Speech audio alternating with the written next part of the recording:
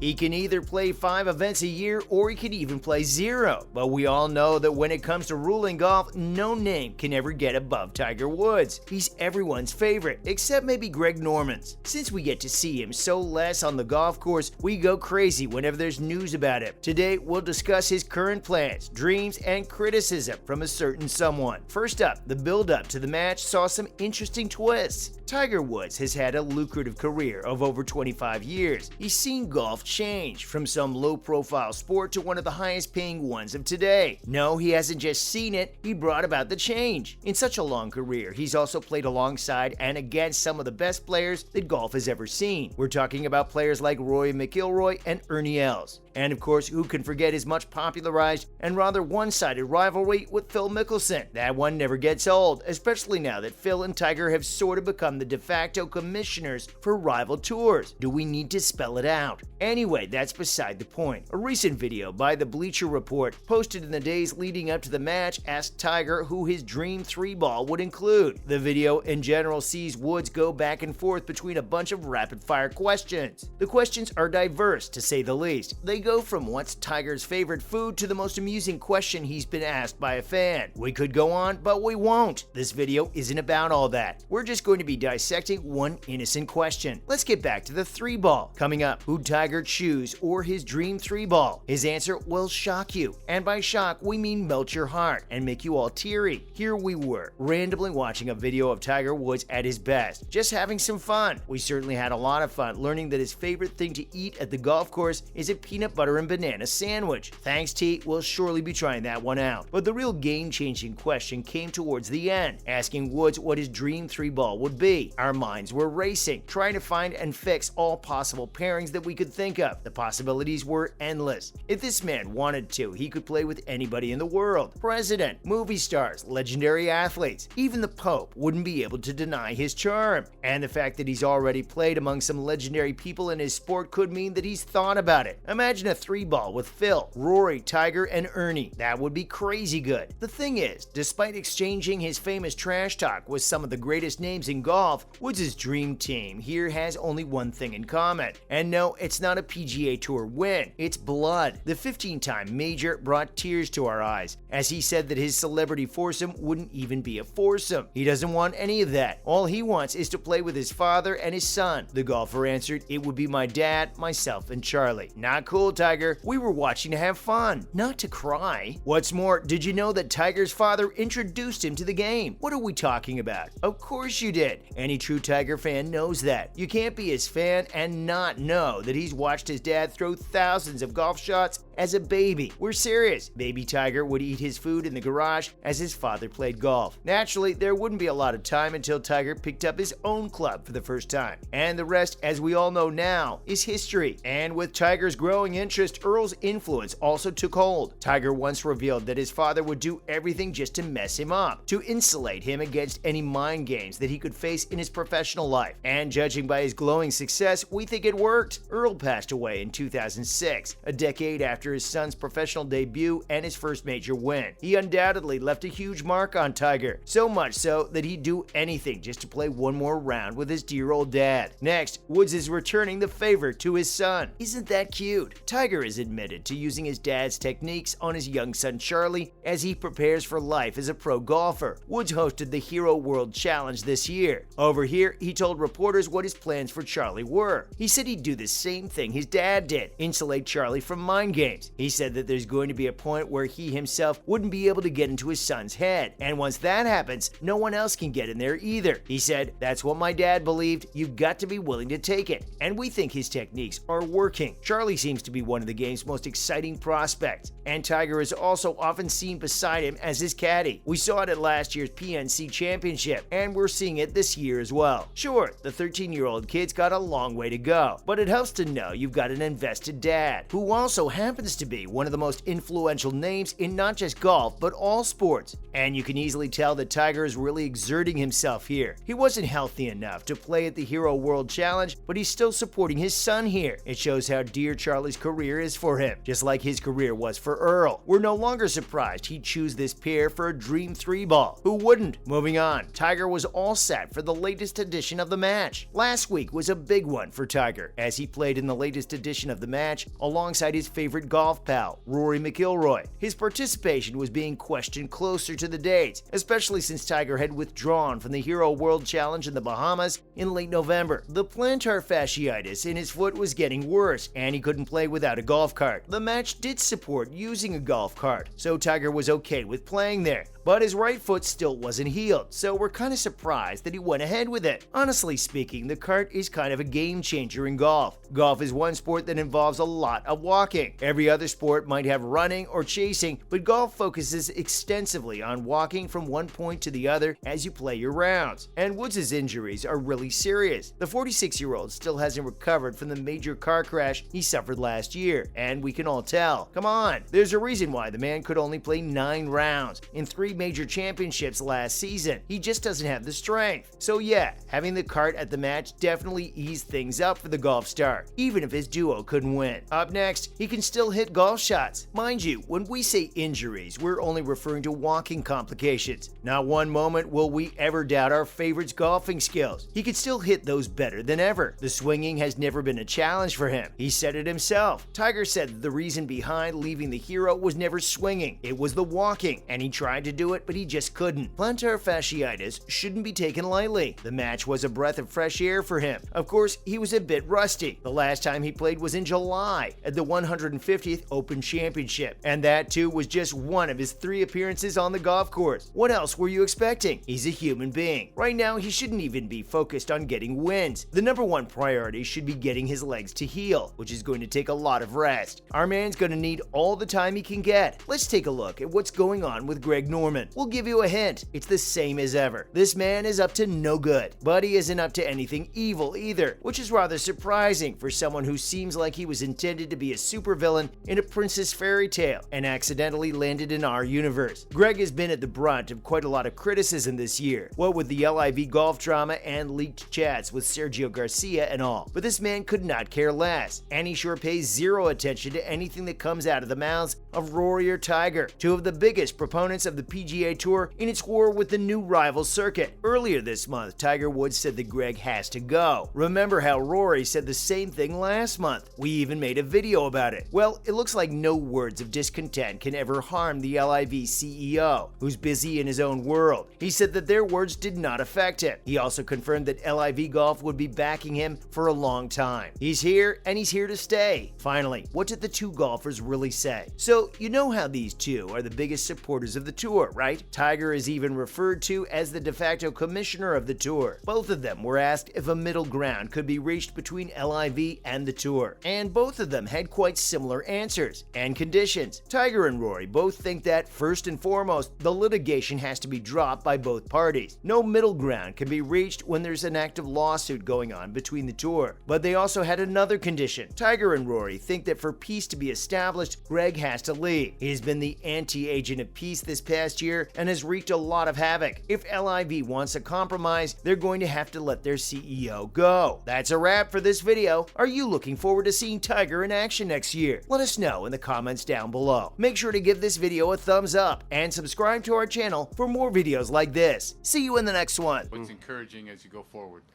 Well, I think what I got out of this week is that